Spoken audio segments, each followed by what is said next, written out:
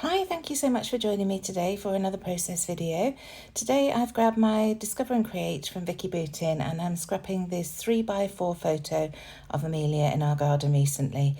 I was a bit horrified when I grabbed my Discover and Create before our cruise, which we'd just come back from, to realise just how much I had left. So I've decided to keep this on my desk a little bit and use it when I can. The colours are so beautiful and it's my favourite collection that's been out for quite a long time. So I really wanted to get some more use out of it before it got stuck in the cupboard gathering dust and new ones took its place. So for this layout, I just wanted to create a really nice mat of papers behind the photo of Amelia. I have matted the photo onto white cardstock just to give it a little bit of prominence on top of all these pattern papers, and I went through my I wouldn't say scraps, but the pieces of paper that I'd already cut into from this collection, and pulled out all the blues and just one piece of green, I think it was in the end, and a couple of the neutrals, because I wanted to pull out that blue in the sky on the photo. I tend to take my colour inspiration from my photos a lot, and my normal thing would be to go for the colours in Amelia's clothes, which are greens and yellows, but this collection has a lot of blues, and that blue sky is really striking. A beautiful summer sky in the UK, which we don't often get, so I wanted to pull in from that. So you can see I'm just cutting the papers in all sorts of different strips, and I really struggle at the beginning to work out how I'm going to layer them all. I wanted a nice block behind the photo of Amelia, which I was trying to do with that gingham paper, the navy blue gingham, but you can see at the moment that's fairly well hidden behind all the other strips. So I'm just going to carry on cutting regardless and see how it all goes. So it's September, so that's also the start of Scraptember with the Scrappy Sisters and Laura Alberts. Each day we have a prompt to work from, and the 2nd of September, which is today's layout, is 12 by 12 white background, which is one of the easiest prompts probably for me because it's what I tend to go for. It would be more challenging to use the pattern paper, I think, than using a white. But what I have done, just to challenge myself a bit, I'm not going to do any mixed media on the background. I'm just going to keep it stark white and then have these papers as the star of the show, with a few embellishments, of course, once I've worked all of this out. So I'm still messing around trying to work out how to do this, and I'm running out of the papers that I pulled out of, but I'm going to carry on regardless and keep cutting these strips and see how it all goes. So you can see there I've got a grey, and that's also got a lovely pale blue on the reverse, so I'm going to use that. Just cutting down that block a little bit, the gingham block, and the green piece I do decide to tear in half so that I can use half at the top and half at the bottom of the page just to extend it a bit. I'll do that a bit later. The same with some of these pieces. I'm just about to do that now. So you can see I'm just tucking it behind and then tucking it under at the bottom. So it makes it look like a really long piece when it was just a small piece there. I've also tried to vary the widths of the papers as well from 1 inch. I've got some 1/2 inch pieces on here and some just under 12 inches tall, just to provide a little bit of interest. And I am going to do my favourite technique of distressing all the edges just to define the breaks between the different papers. There are 2 ways of doing that really. You can either distress, which is my preferred method, or you can ink all the edges as well, which again provides a really nice definition between those papers. So you can see now it's starting to build up a little bit better. There are still some more papers that I want to add in, and I do want this block to taper down to the left and right, so I am going to trim some of the strips down as I continue to cut them up. I absolutely adore this word paper, so I definitely wanted to get some of that in, so that's going there on the right and left, and then I shall add a couple more bits. This one's a really nice one with those geometric shapes on it. And you can see this collection, the colours are just stunning. They're really nice neutrals, lots of blues, definitely my colour palette. So that's why I'm loving it so much. And here you can see I just pulled the trimmer away there to put it away and then saw that blue that I couldn't resist. So I'm just going to add a little bit of that as well. It's almost like a cathedral windows quilt pattern, that one. So do like that. So here I am, I'm going to start distressing the edges, and I decided to just go for it. I'm going to stick the papers down from right to left. And not worry too much because I'm not going to be doing mixed media in the background. I can add them more or less straight down onto the background. So first of all, this first piece is going to layer on top of that other strip that I've got there, and then I'll distress the edges of that. and then I shall carry on building up. It's not the usual way that I create my layouts. If you watch my videos before, you'll know I tend to stick everything together as a block and then stick it down to the base afterwards. But as I say, because I'm not doing any mixed media, I'm confident I can just stick these down and work as I go. Now, I do get into a bit of trouble with that, as I tend to in all my videos, and I do stick some bits down and have to pull them back up again, but it doesn't matter.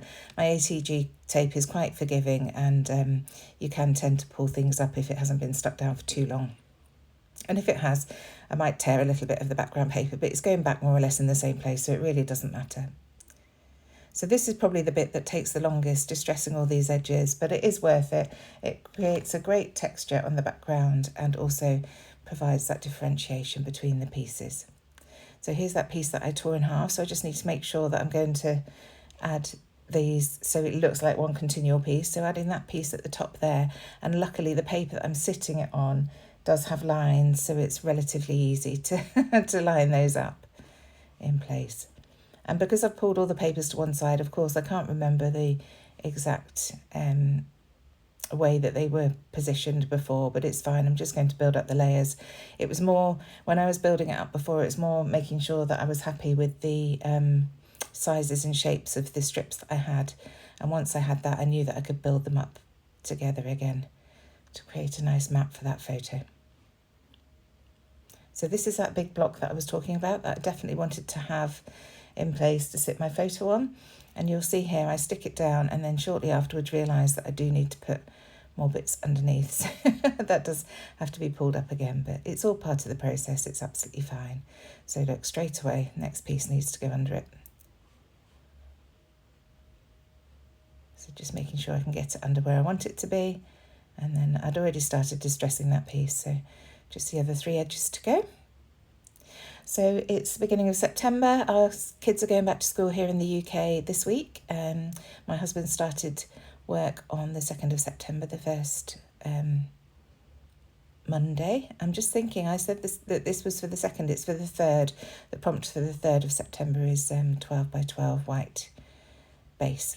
Sorry, so yes, my husband's gone back to school today. He's a high school teacher, and then my children are both at college, so they go back to school. I think Amelia's Thursday and James's Wednesday. James has actually changed his course, so it's all new for him, and there's a possibility that he'll be doing something different, so we'll see what happens. But his business is still booming.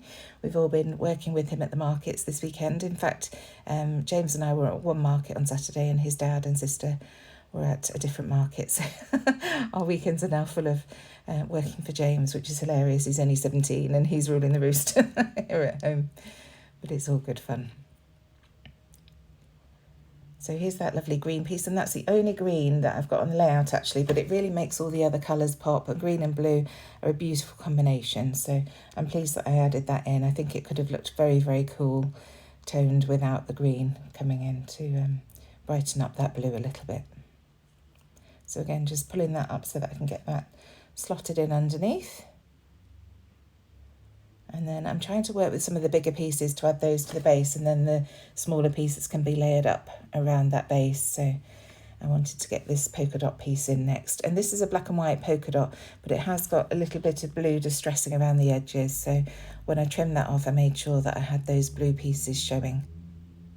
And when I tuck this in, it's going to be showing on the left. So again, just peeling those bits up so I can get that tucked under.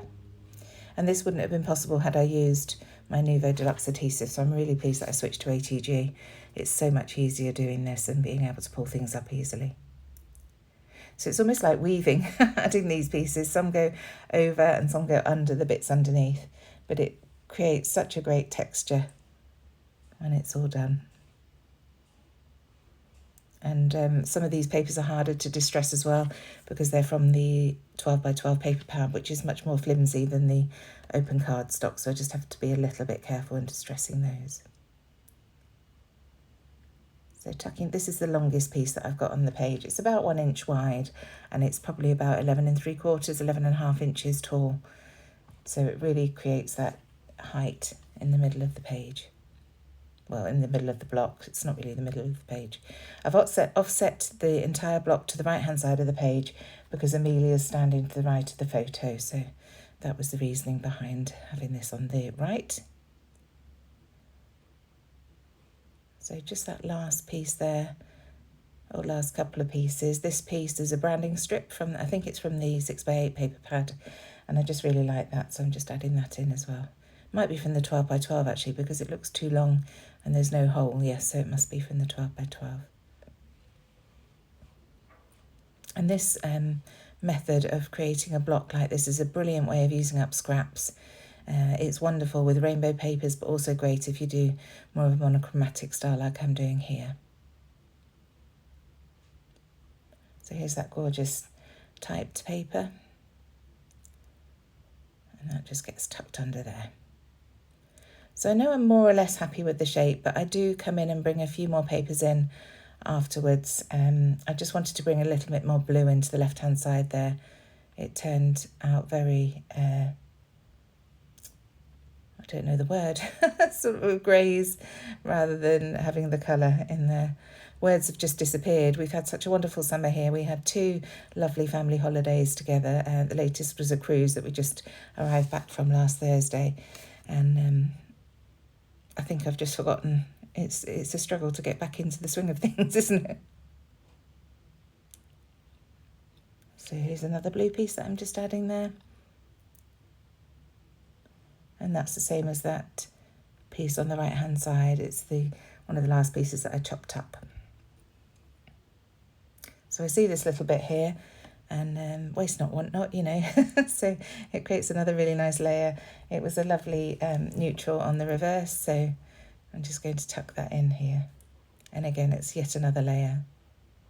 And the shadows that these layers cast, because I'm just adding glue to the middle of the strips, it's really wonderful across the page. So I pulled out this title from the chipboard pieces. It says photos, but you can see it's getting a little bit lost. It actually looks clearer on the photo, on the video, than it does in real life. So I do end up sorting that out, and I'm pleased with what I do. I also pulled out this leaf from the chipboard pieces, and now I'm just going into my ephemera and papery pieces to see what else I can find. Straight away I see a word strip that says friends make good times better. This photo was taken of Amelia just before she set off to a friend's 17th birthday party. She was having a tropical theme, a house party, so she'd worn her lemon shorts, which we always laugh about. We got her them during lockdown from H&M, and her dad absolutely loves them, so whenever she wears them he always calls them her lemon shorts. So just pulled out that daisy as an anchoring piece for my cluster on the left hand side there, and then I'm going to add that word strip to the right hand side underneath the photo. I will, because it's from the papery pieces, I will mat it onto some white cardstock just so that it's nice and rigid and doesn't flop about on all these different layers. So just sticking that leaf down, overlapping the leaves ever so slightly onto the photo, and then these feathers have been fussy cut from one of the papers. I just sit in front of the TV. I like to keep my hands busy, so I just sat and fussy cut some of these feathers for another layout. Didn't use them all, so I had them lying around in the ephemera pack, so I thought they would work nicely. And then here's the title again with photos. So first of all, I'm going to stick down the Friends Make Good Times Better piece onto card, as I mentioned, cut that out, and then stick that under the photo. Just like that.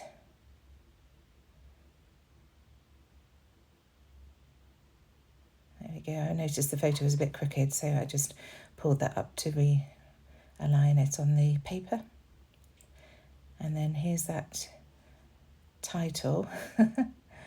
So I bring out my blueprint sketch Distress Oxide ink, and then using a dauber, I'm just going to blend the top and the bottom of that word, just so that the blue ink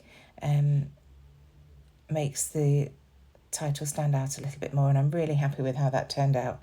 So I'm just going to glue that down on top of that daisy. So while I'm doing that, please do check the description box down below. I'll add the link to the playlist for Scraptember. There are lots of us playing along and some wonderful creatives to have a look at their videos and see how they interpret the prompts each day. I think there are a couple of sketches throughout the month. I'm going to try and do as many as I can, but life is just so busy at the moment. It's fitting everything in really, isn't it? So going through the sticker book now from the Discover and Create collection from Vicki Boutin, and I find the blue stickers. There's this lovely blue feather and that gorgeous butterfly that I've just added to the top of this cluster there. A couple of hearts, which I'm just going to dot about. You can barely see them, but it's just adding another little bit of interest so that each time you look at the layout, you see something else. Can't really find anything else on these sticker sheets, just having a quick flick through to see if there's anything there. So then I go on to the foam stickers. Straight away I see plans, plans, plans, and it's in the blue, so it works beautifully above the photos word. This little moth stroke butterfly is going to go in that bottom right hand corner, just there. And then there is another feather which I'm going to add just to the cluster of feathers, just to finish that off. It's at the top. There it is. And all those different textures that I've got there. So I've got the chipboard leaves, the fussy cut feathers, the sticker feather, and then that foam feather creates a really nice interest on the left-hand side of the photo. So just adding a little bit of journaling at the bottom here to say what the photo's about and recording the memory, which is what I'm all about. And then back into the foam stickers to find something to add my date. So I'm just going to use this piece at the top here and my roller date stamp to add the date. And then finally, I'm going to come in with my Nouveau crystal drops. They've been ignored for quite a while, so I decided to bring those out. Another little foam butterfly at the top here. I just wanted to extend the line a little bit to the left, and that's where I was saying I do bring in some more papers as well. I just felt that it needed just a little bit more. So this lovely hexagon piece is going to be added to the left. And then when I add that, I realised that I want a little bit more blue, and I spot the branding strip at the top of that 6x8 paper. So I'm just going to add a sliver of that as well. So these are both around 1/2 inch that I've cut. So tucking that piece in there. And then there's the branding strip that I spot. So I'm just going to cut it just shy of that hole. Distress the edges again and add that. And I just use my fingernails for speed. You do get a slightly different look when using your fingernails versus using the Tim Holtz Edge Distresser. It doesn't tear the paper and break the fibres up quite as much. It just sort of curls the paper, but it still looks nice. And I much prefer the balance, just from those two little pieces, really makes a difference. So first of all, coming with the blue Nouveau drops, and then I'm going to add just a few of the bottle green ones, just to bring that green around the page that little bit more. And that's the layout finished. So thank you so much for joining me. I really hope you've enjoyed this and that it's provided some inspiration. As I say, it's a great design for using up scraps. So give it a go. Just cut some strips, play around with them and see what you come up with. I'd love to see it. Thanks so much. Bye.